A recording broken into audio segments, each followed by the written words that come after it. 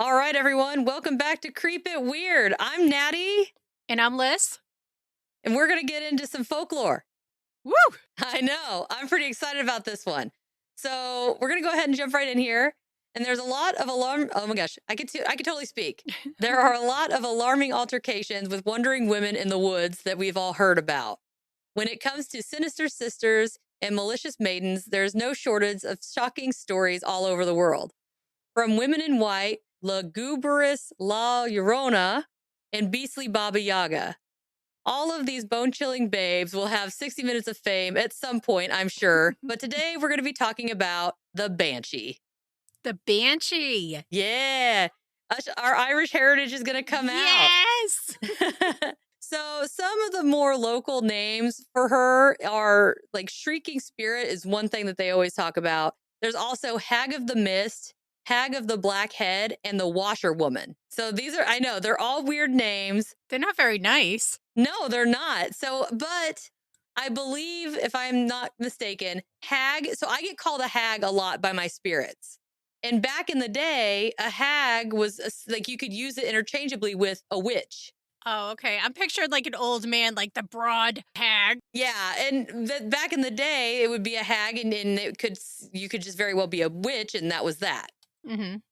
But the banshee originates in Gaelic Celtic folklore, and it translates to "woman of the fairy mound," Ooh. which I thought was kind of cool to have that background there. But it sounds way fancier than, hag. Yeah. And as the name states, these women who wander the world and said to emit blood-curdling shrieks when they become aware of someone's demise. Sometimes said that they sound like nails on a chalkboard or a choir of demons. I don't like either one of those. Yeah, I know. Neither one of those sound great. If you're not certain of your descent, you may be in the clear in accordance with certain cited beliefs. One source stated that only those related to the O'Neills, O'Connors, O'Briens, Kavanagh, and O'Grady bloodlines have a banshee tied to their family. So if at any point any of those names show up in your family tree, you might be in trouble. All right. Another source claimed that anything starting with Mick were cursed with a congenital crying creature. Ironically, I come from a family of McClures. McClure. Yep. So I got a Mick in there. So therefore, my bloodline's toast. I'm cursed for all eternity. Have you ever asked if they have any Banshee stories? No. So the McClure side, I don't see very often. There's not that many of them. I think we have a get together maybe once a year, and I haven't been able to make it because I'm always working. But I'd really like to go and ask them. But most of the people in the family are probably not going to be down to talk about weird, creepy shit. I'm kind of the odd man out in the group, Baba Black Sheep. They're going to be like, Natasha, we haven't seen you in 10 years. You're going to come here and ask us about Who are this? you and why are you asking about banshees, you psycho woman? That's basically what it's going to be like. But one thing that I found was there's some quotes here that are used to describe it. And I liked the way that they went about talking about it. So I did not change them. I literally just quoted them. And this one came from a thing called Irish Wanders, and it's from 1888. And it says, if during her lifetime the banshee was an enemy of a family, the cry is the scream of a fiend, howling with demonic delight over the coming death or agony of another of her foes. So only if you're an enemy of the family, you get the shrieking, horrible, like demon cry. Why does that not make sense? So she cries if a foe dies, but wouldn't she cry out if someone she loved dies? Like she screams like a fiend, howling with demonic delight. So I gotcha. She's screaming but happy, like ha ha ha, you're dying, you sorry sack of shit. Maybe I am a banshee. But in different instances, the banshee's song may be inspired by opposite motives. When the banshee loves those whom she calls, the song is low, soft chant, giving notice, indeed, of the close proximity of the angel of death, but with a tenderness and tone that reassures the one destined to die and comforts the survivors. Rather a welcome than a warning, and having in its tones a thrill of exultation, as though the messenger spirit were bringing glad tidings to him summoned to join the waiting throng of his ancestors. So it's a little bit like a softer cry, like you're kind of leading them on, like to the next life. Like it's okay, you're comforting them, you're getting them ready. you know that they know that they're leaving, and it's kind of like an easier transition if they care for said person. What a shitty job, either way. Yeah. So then I have another quote. The banshee announces its advent in a variety of ways, sometimes by groaning, sometimes by wailing, and sometimes by uttering the most blood curdling of screams, which I can only liken to the screams of a woman might make if she were being done to death in a very cruel and violent manner. So it's not just like a lot of people think that it's just like a blood curdling scream, but she's got different, according to this source, they've got kind of different variations depending on what situation's happening. I'm trying just the way that that was worded when she's being done to death. You kind of threw me off there Yeah, a I little know. bit. That's why I said I quoted it. That's why I say, but some of them it's like I didn't want to miss something or misquote. Mhm. So I went ahead and just left it as is. And some of the, again, it's from 1888. Yeah, the verbiage was so different back then. Yeah. So sometimes it's kind of hard to read. It seems choppy, but basically that's what it boils down to. If she doesn't like you, she's laughing in delight because you're dying. If she does love you or like you or whatever, then she's kind of doing this soft transition, comforting the people that are left behind and making sure that they know that you're taken care of wherever you're going. But then the, goes on to say there's groans, there's blood curdling screams. It just kind of depends on the situation. She is reported as having a scream so sinister it shatters glass, and looking directly into her eyes will initiate instant death. Well, that would suck. Another word used to describe the suffocating scream is a crino that translates into keening. Hmm. And keening is a traditional vocalized ritualistic art form in response to mourning at the wake or graveside. Keens are those who are professional mourners who can gain access to an unmistakable, unearthly emotion portrayed in motifs or a rhythmic sobbing, spontaneous poetry or words, or extrasensory weeping. You can actually hire a keen to participate in a loved one's graveside service or wake. And just imagine a room full of solemn and empty expressions as Gertie from down the road wails and screams by the casket. But you said she busts out in in rhyming, so I'm just picturing her rapping as she's screaming and yelling and jumping on the casket. Well, I think it's either or. I think it's either she's screaming or she's maybe doing some poetry. It's kind of A poetry to slam. me. It's weird. Yeah, it's weird to me to hire someone to cry for you.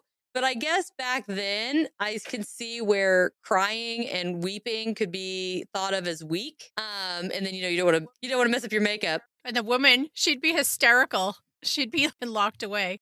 Yeah. Yeah. And I'm wondering if they put a lot of thing where if you don't mourn, maybe they don't get that, I don't want to say satisfaction, but that comfort and transition from one plane to the next. If there's not something, I don't know, but lore believes that she is actually a remnant of the reigning period of, here we go, period of Tuatha De Danann. Hoo ha de donda. Hoo ha de donna. You're just making words up. Hoo ha de nana. Hoo ha. Which basically translates into Irish gods. Okay. So basically, there were gods and she was left over after they were dissipated. So they were said to have been beaten in battle and driven to the depths of the earth by Milesians, who were, like the Crusades, raged through the lands and instilled their religion onto natives. In this case, it was the Celtic culture. Each god was then demoted and stuck manning a mound or hill where it entered earth, thus dubbing them Ace or Ace, Aishi, translating to people of the hills, aka fairy folk. So basically, they were all gods and goddesses, and then they got demoted into fairy folk that were, when they were cast down into the earth, is where these hills come from. And that's their mound that they are in charge of. Isn't that funny how so much of Irish lore is around ground and mounds? Yes. And I was also thinking the same thing. But if a lot of their beliefs have a lot to do with Mother Nature and the earth, then that kind of makes sense. You come forth and go back to the ground. That's so nice. I like I know, that. isn't that beautiful? Yeah. The most common time to be terrorized by the ear-piercing echoes of the banshee is the dead of night. And only when the poor soul is about to transverse into whatever universe or habitat you believe you will migrate to after death. Just leaving that open to anybody's beliefs. Whatever you think you're going to, that's when it happens, in the middle of the night. So banshees are a prelude to death, but not bringing death, just to make sure we're clear. They do not bring the death. They only show up when death is going to occur. So the banshee does not kill you.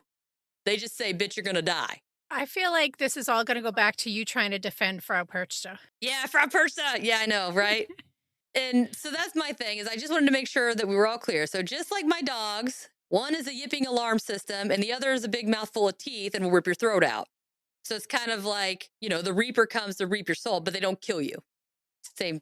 This is just a warning like, hey, you're going to die. This wailing woman is almost always depicted as floating and may appear and retreat in a misty cover. So from a distance, she may entice an innocent bystander with her long flowing locks of luxurious hair. Her hair is particularly noted as being either silver or black, but primarily red, such as us naturally. And this makes sense considering the primarily Irish pedigree. Although us redheads do not go gray in our old age, we are blessed with the whimsical head of white hair to make up for all the torment we endure being a child with a mop of hair the same color of every grade school kid's least favorite subterranean growing vegetable, the carrot. Anybody who's redhead has been carrot top. It's nice that in old age we have this beautiful white hair and not the scraggly gray stuff. There's a perk. And it says that occasionally she's seen sliding a silver comb through her hair, which I thought was kind of an odd detail. But as most of us redhead heathens, a pale and porcelain-like hue. So very thin, or not thin, very pale, pasty skin, that kind of thing. Although I did think it was weird that they didn't mention freckles. It just says pale or porcelain-like hue. Well, maybe she wasn't in the sun enough because she does a lot of work at night.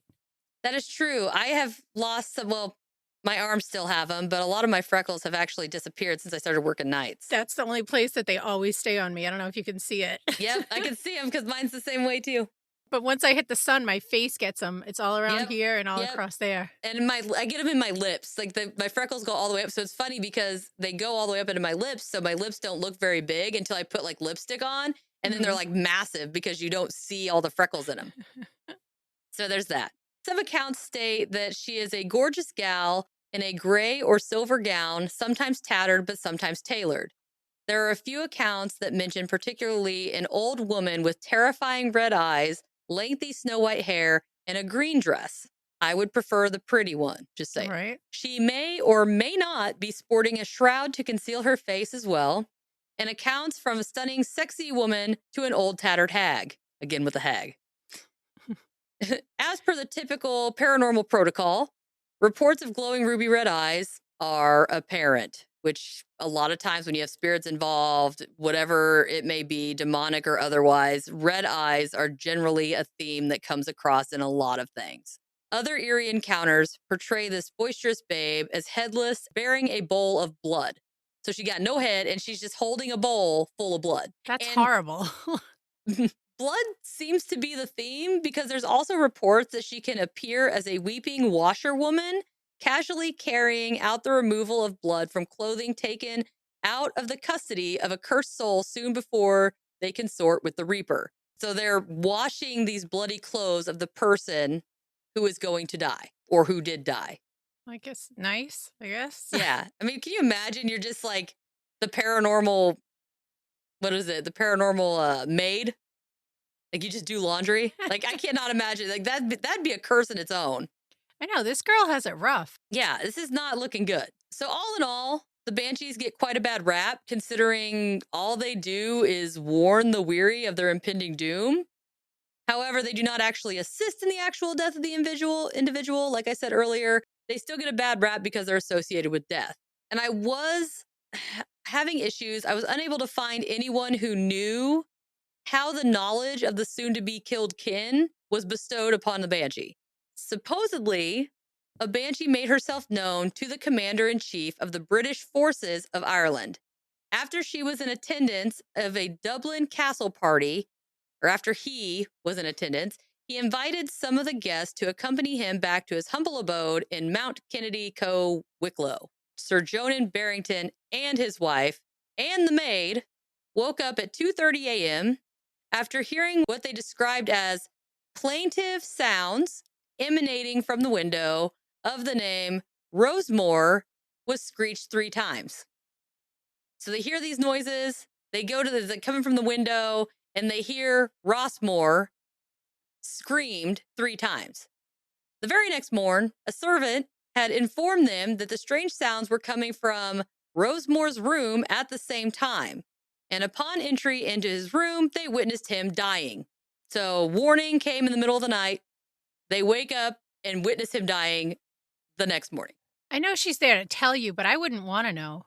See, I feel like the point of her doing it is to try to like prepare you, maybe. And again, either she loves you and she's going to guide you into wherever you go and comfort you and those left behind, or it's Nana Nana Boo Boo, you psycho, I'm glad you're dying. I think it's the wails about her that makes her so scary. Yes. Less than how she looks. And the headless one isn't that great either to see that. And if you guys have not seen, oh my gosh, my brain just froze. Oh my goodness, I cannot believe I just forgot. Sam and Dean, Supernatural. If you have not seen Supernatural, I believe the first episode has a banshee, the banshee on the bridge. They're going and there's like this mist, and then all of a sudden this woman shows up out of nowhere and just like screams bloody murder. It's a banshee. Now here's the thing. I did find a fact that was excessively intriguing, and I'm going to go again, quote again from KDAG Design Sources. It says, quote, possibly the only example of a human banshee appearance was in 1437 when a woman purportedly to be a seer approached King James I of Scotland and correctly predicted his murder at the instigation of the Earl of Athol. So supposedly there's a human banshee. So basically she saw death coming. She foresee this man's death, called him out, like told him about it, and he died the exact same way. I would like to point out that I have also had accurate premonitions of death myself. So am I a living banshee? I was just going to say that. Who's to say she's not just psychic? Or would it profit? Yeah, that's my thing too. But just because it's associated with death, they're calling her human banshee. Or she poisoned him. She's like, this is how you're going to die. Well, I guess it depends on how she saw him die. It could have been poison if she did it. Yeah, I'm not really. Maybe it's you're going to die in 2 days, and in 2 days, homeboy has a heart attack or gets trampled by a horse. I'm trying to think of what they had in 1437. They had disease that would kill everybody. Yeah. When was the plague? Wasn't that oh crap. I look up 1346 to 1353. Okay, so probably not the plague. But he died from something. I'm thinking he wasn't sick. He wasn't dying that they were physically aware of or like consciously aware of. It was you're going to die. I mean, for all we know, he could have had, I mean, all they did was eat, meat and all that stuff. So I'm sure their lifestyle was great. They didn't live very long. So maybe it was just good timing. Could be. It wouldn't be that hard to guess that people are going to die back then. I wish that there was a way to find out if she had predicted anyone else's death. That's what, like, if she kept consistently doing it, especially in like a certain bloodline, that would have a lot more credence to the situation. I'm looking up what he died of. King James I, you said, right? Mm-hmm. Of Scotland. If that makes a difference. Why don't you be like cholera? Or what's that one where you poop yourself to death? Dysentery? Royal malady or purpurea? What the hell is that? Hold on. Well, while we're looking that up, I'll go ahead. I'm almost wrapped up here. Some believe being beknown by these pre-death potential poltergeists is not necessarily negative. Lore states that some of the solemn souls have tough ties to a specific family, and as mentioned above, will supply a softer song as opposed to an ear-piercing screech.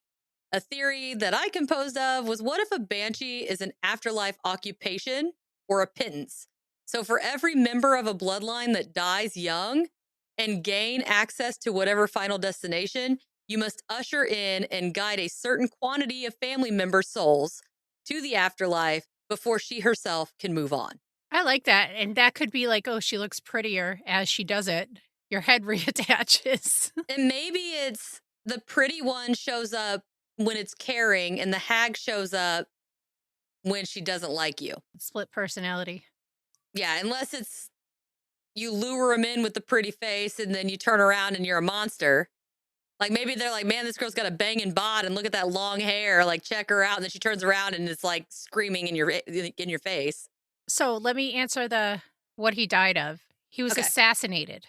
She could have known that assassination was going to happen. It's a coup. And he was trapped in a sewer tunnel and then sealed up to stop losing tennis balls. What? They sealed the sewer up. So the king was trapped in a sewer tunnel he had recently sealed to stop losing tennis balls, and he was brutally murdered. Well, I guess she could have known, but she could not have known. Maybe she knew. Like, I've had an instance where I knew someone was going to actually, I've had more than one where they suffocated. They got COVID and they got pneumonia and they died. Oh, that's terrible. And all I knew was they were in a hospital. They bumped their head. They had a concussion. Well, they fell and bumped their head. They couldn't focus. Things were hard to understand. I couldn't breathe. And my chest hurt real bad. And then I died.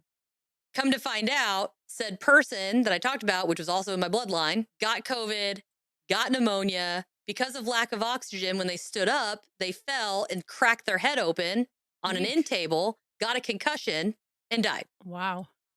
Yeah. So there's a lot of interesting stuff going on. I know this one was kind of short, but that's what I have on Banshee. I know a lot of people kind of know about her as that wailing, screaming monster. They don't generally know a whole lot about the bloodline factor or the fact that she does have either different faces or different methods of, I guess, warning people. I'm still laughing about the screaming lady next to a casket. DJ screams a lot. I do like that they had so much more free range than what the other women had to do back then. Because you were just like the crazy lady down the street. So you could kind of act how you wanted to. So I feel like that would be a job that I would not mind having. I am not good at crying. But it's performative crying. You don't have to actually cry. You could you're wailing. And well, then how effective of a keener are you if you can't cry? Are you good at rapping? I'm good at poetry. So yeah, maybe so you can do that. I'm doing the DJ slide for anybody who's watching on the video tier. I'll be in the back beatboxing for you. Yeah, to me, I just thought it was interesting. To me, the whole concept of a keener, and people did this all the time. And I can't really wrap my mind around, other than the fact that they would have considered it weak to like show emotions. I can't really see why they didn't mourn themselves. Also, back then, status was so important. So if you were rich enough to have keeners doing that and then pay for the extra mourners that are along the side when she's doing this whole performance. Do you know what I mean? What if they just didn't care about the person who died and that's when you hired a keener or a keen? I guess it's a keen. That would be so messed up. Like, I can't cry for you because I don't like you, so I'm going to hire somebody to mourn for you because somebody's got to do it. That would be cold. I would do that. I can't cry for you, so here's somebody who can. I can cry, but only certain things make me cry. Well, when I'm super emotional from my bipolar disorder, I cry over nothing. When I get so angry and I can't do anything about it, if I can't punch you in the face, I'll cry. Interesting. I guess I've kind of been there. Or I'll scream to get the anger out. If I can't do anything else, I'll just go scream into a pillow or get in my car and scream bloody murder. I have been known to do that on occasion. See? You'd be good at keening. Yeah, but I'm not good at faking it. And in all honesty, though, when people die, and I don't know if it's because I've had so many people pass away that have been around me that I'm numb to it or what, but it's like when somebody passes, I don't cry. It's like I shut down. I cried for like a week straight when I lost my cat. That was the worst. Besides my mother, that was like the worst death that's ever hit me was my cat. Really? Because you're with them all the time. It's like a family member. Animals, like, that'll kill me. So I have only ever cried when one animal, he was getting very sick and he was losing his eyesight. His hips were going out. And a lot of people are like, oh my God, you put your dog down. Well, guess what? He was 200 pounds and he couldn't get up and down the stairs. And I could not carry him. And he was going blind. So he was nipping. Like, he nipped at me twice because he didn't know who I was because he couldn't see me. And he didn't know it was me until like I kind of made a squeaky sound because he scared me. And then he realized it was me and he felt really bad and backed down. But I think I cried for about 15 seconds and then it was numb. My body does not process death. It just, I don't think I've ever been that way. It's always just been this shutdown. And I don't know if it's because my brain can't handle it. So it's my trauma response is like survival mode. You're just going to not deal with it. Or it's like when somebody passes, my brain doesn't automatically go to, I have lost this person. It is, okay, where is the funeral? When is the funeral? What needs done? Who needs to be contacted? It's like I go into business mode. It is shit needs done and I got to get to it. Like I got to take it. What can I do to help? I'm a helper, which is funny because I've been told I'm quite the asshole, but I can be a very good helper. And I am generally a lot of people, I'm very good at kind of calming them down or breaking the ice or, sometimes humor is appropriate to just kind of, lighten the mood. I used to work at the funeral home and I would comfort families that came in. And I don't know why, because I don't know these people. I didn't know the guy that was dead. But one of the things that I could do was because I had this really good sense of these people that I've never met, I would be near them or their bodies. And it's like I knew them. I could pick up on things. Like I had a gentleman who passed, and this guy was having a really hard time. I think it was his brother, and he was having a really hard time. And he kept walking out to his truck to smoke. And everything inside me was telling me to go talk to this man. I have no idea who he is. He's distraught. And I go with my gut. And I'm like, okay, I don't know why, but we're going to talk to him. And I start talking to him. And he kind of starts telling me, and I said, you know what? I said, for whatever reason, I said, I just keep picturing him in like these khaki shorts and these flip flops and a cutoff shirt, laughing, drinking a beer, and grilling burgers outside. And he really likes this basketball team, like out there wearing like an IU hat. And his face, he's like, oh, you knew him. I'm like, no, I've never met him before. But that's what I picture. I said, and he's in a place now. And I said, I wonder, I said, has anybody passed away around this day? And a year before that, his wife had passed. And then he died a year later. I have a theory to that. But to me, it was comforting in a sense of, I don't know how I knew, but I just knew. And I would know these people and how they were and what they liked and all of that stuff. And I could use that to kind of help them through the process of remembering them for who they were and not what they are. But if you were visited by a banshee, what would you do? What am I hearing? What kind of yelling? Is she saying my name? What's going on? Either way, the ending is going to be the same. What can you do? Say bye to who you want to, get your affairs in order? There's nothing else you could do. You don't know how long. It's not like every single time, I'm assuming that every single time it's like, oh, you see the banshee and then the very next morning you're dead. What if it's you see the banshee and you're dead within a week? I'd open up a huge life insurance policy for my kids. It would take too long to get the paperwork in order. You'd have to sign it for it to be valid. I'd have to bribe someone to get it predated. But would you spend certain time? Would you get your affairs in order? Would you focus more on living that life, doing things that you never had a chance to do? I'd be happier just with my kids, as lame as that is. Or would you feel better knowing it's coming as opposed to being caught off guard? I don't want to know when it's coming. I'd rather just be caught off guard. I feel like if I knew it was coming, I could... Then the whole time you're thinking about it. But for me, if I know it's coming, there's a little bit more peace that comes with it. Like you could make amends with whatever you did. And maybe it gives you that opportunity if depending on whatever religion that you look at, you're either going up or down, if you know what I mean. And maybe it gives you that opportunity to make up for it so that you can go whichever direction you want to go. Typically that's up or into this imaginary abyss. I'm real religious. Can you tell?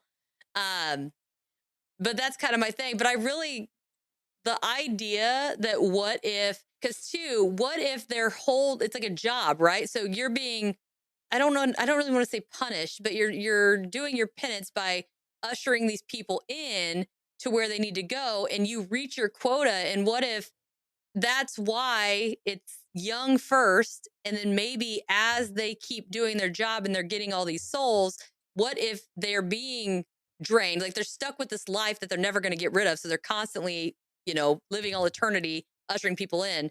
But what if they lose that? The curse starts lifting, and that lifting is making them age. And so when they're getting close to meeting their quota, they look like the old hag. And then whatever person meets that quota takes over their role and they start it. See, I thought the opposite, that you start out as the old hag and then as you're doing your duty, you go younger. But I see what you're saying. Yeah, I'm just saying, like, what if it's like that essence starts deteriorating? And so you're not able to put up those walls or that mesmer that makes you seem like a beautiful young woman. And what if it's not necessarily hag in a negative term? What if it's just an older woman? Because then in that case, Granny's going to usher you in. It doesn't matter because she's just an old lady. Yeah. And a lot of old ladies, you trust them more. You're more willing to listen and help them and whatnot. They got the wisdom. So that's something that I thought was kind of interesting. So you're going backwards. You think they get younger as they go? That's what I thought. I thought if that's like their punishment, wouldn't you start off horrible and then work your way into better? Well, but if you're trying to get to the end, it would make sense that you have more energy at first. And then as you're getting, because it's like you're losing.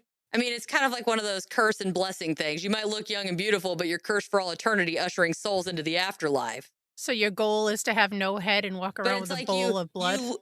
I'm not sure how I feel about that one. I only found a couple places that mention that. And I haven't quite figured that out because how are you going to scream if you have no head?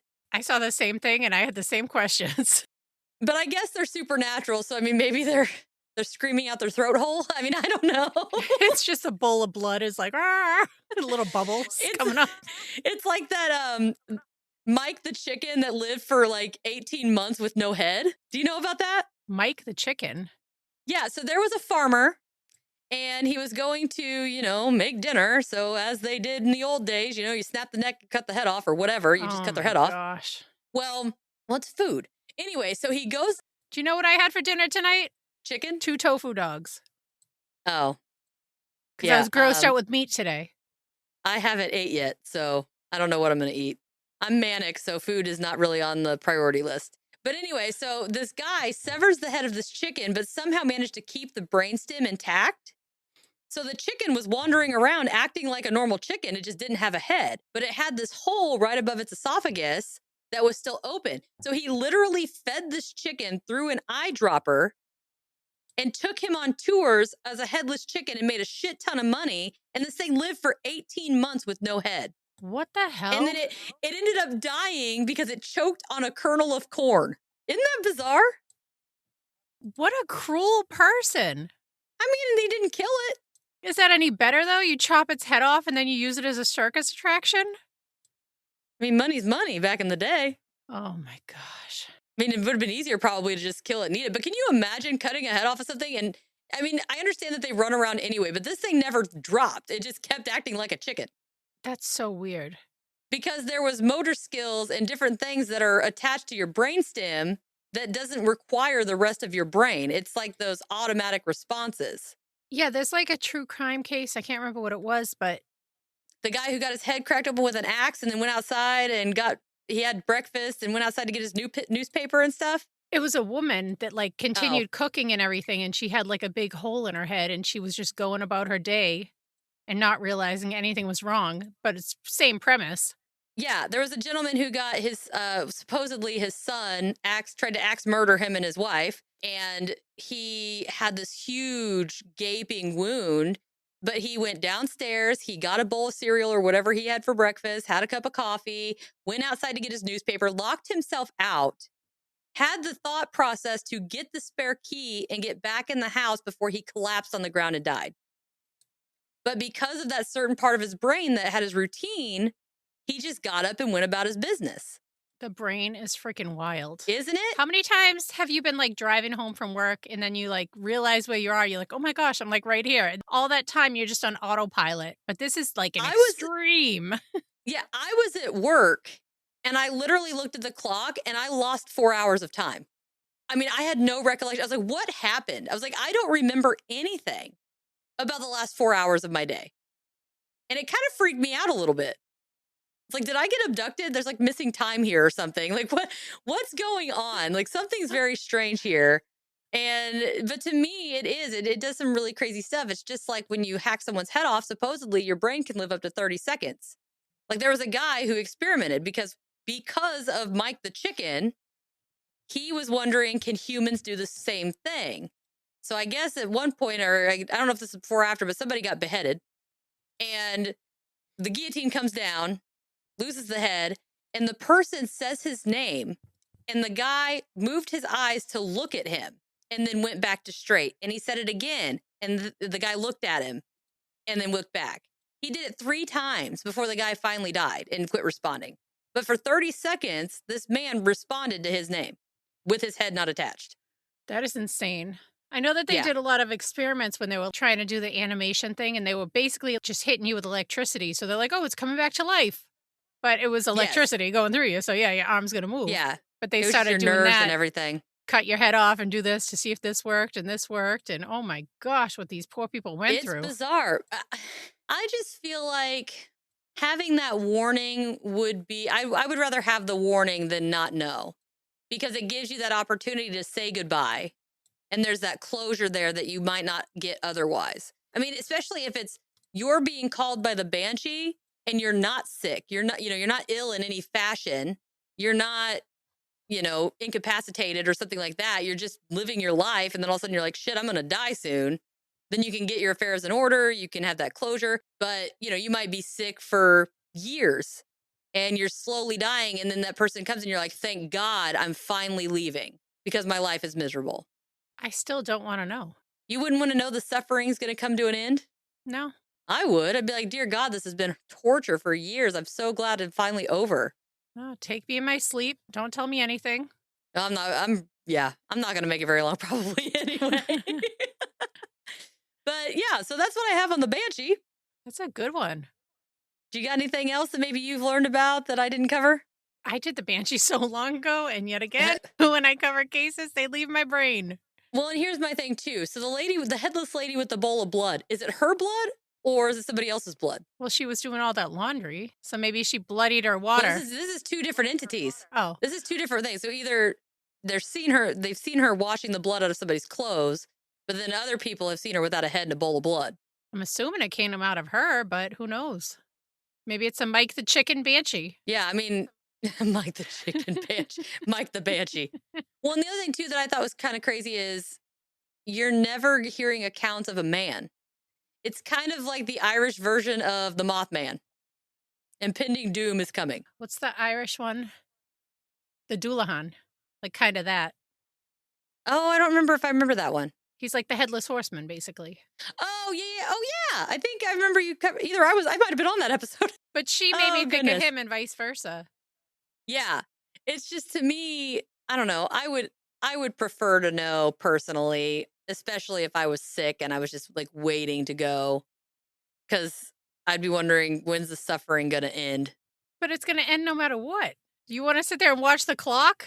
It wouldn't be watching the clock. I mean, you never know when it's going to happen, but you know it's going to be soon. So you only have to hang on a little longer, right? It's almost done. It's almost over. Just suffer through it. You're fine. It'll be okay. Well, you can know. I don't want to know. And then I'm wondering, afterlife, which afterlife? Because there's so many different variations that people believe in. I mean, it's not like you're going to Asgard.